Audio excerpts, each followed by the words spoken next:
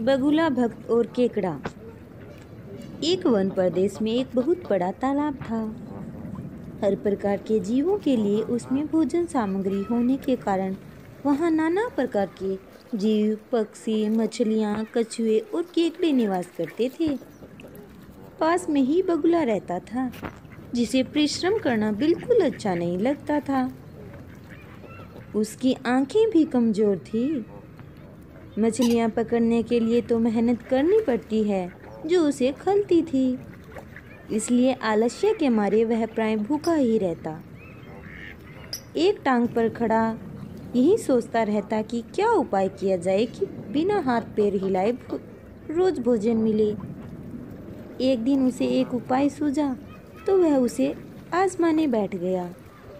बगुला तालाब के किनारे खड़ा हो गया और लगा आंखों से आंसू बहाने।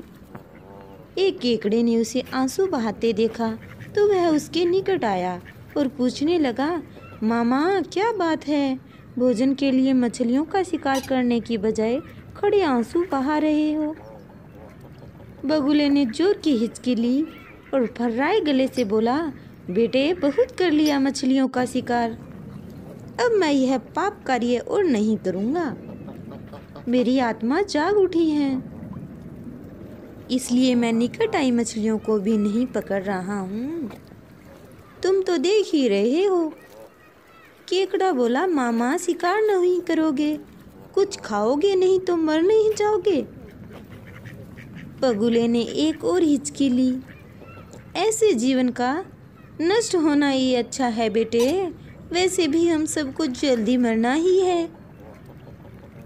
मुझे ज्ञात हुआ है कि शीघ्र ही यहाँ 12 वर्ष लंबा सूखा पड़ेगा।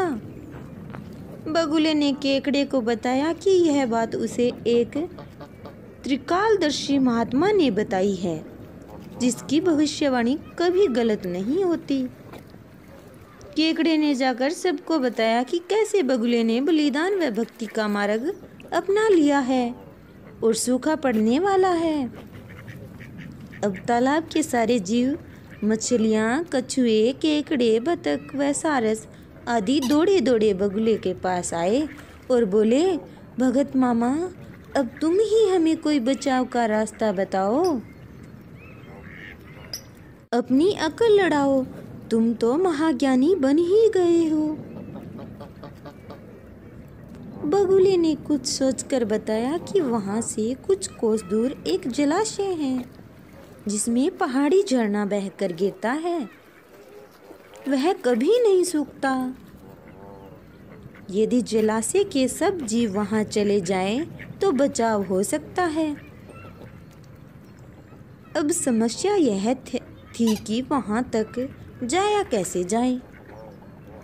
बगुले भक्त ने यह समस्या भी सुलझा दी।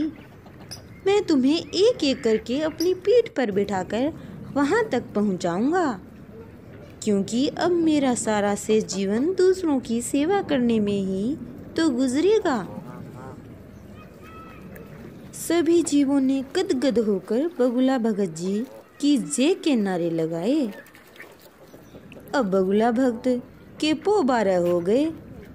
वह रोज एक जीव को अपनी पीठ पर बिठाकर ले जाता और कुछ दूर ले जाकर एक चट्टान के पास जाकर उसे उस पर पटक कर मार डालता और खा जाता। कभी मूड हुआ तो भगत जी 2 फेरे भी लगाते और 2 जीवों को चट कर जाते। तालाब में जानवरों की संख्या घटने लगी। चट्टान के पास मरे जीवों की हड्डियों का ढेर बढ़ने लगा और भगत जी की सेहत बनने लगी। खा खा कर वह खूब मोटे हो गए। मुख पर लाली आ गई और पंख चर्बी के तेज से चमकने लगे। उन्हें देखकर दूसरे जीव कहते, देखो दूसरों की सेवा का फल और पुण्य भगत जी के शरीर को लग रहा है। बगुला भक्त मन ही मन खूब हंसता।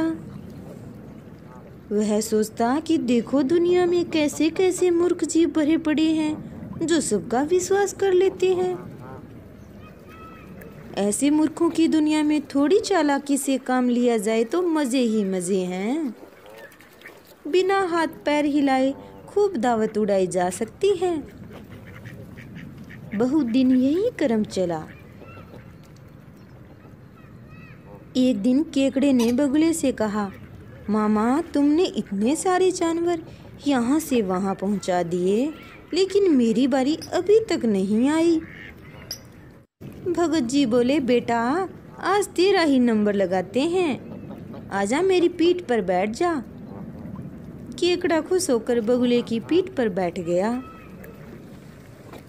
जब वह चट्टान के निकट पहुंचा तो वहां हड्डियों का पहाड़ देखकर केकड़े का माथा ठनका।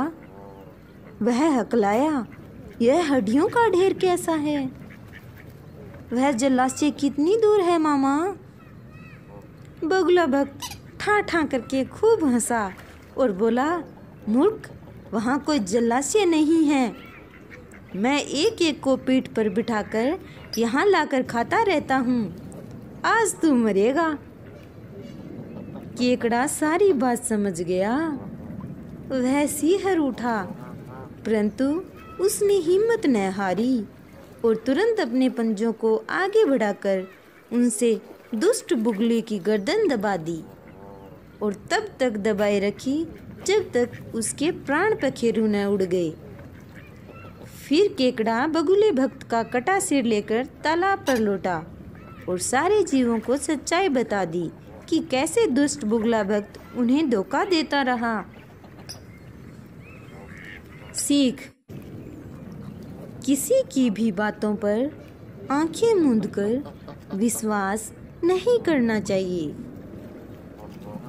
मुसीबत में धीरज व बुद्धिमानी से कार्य करना चाहिए।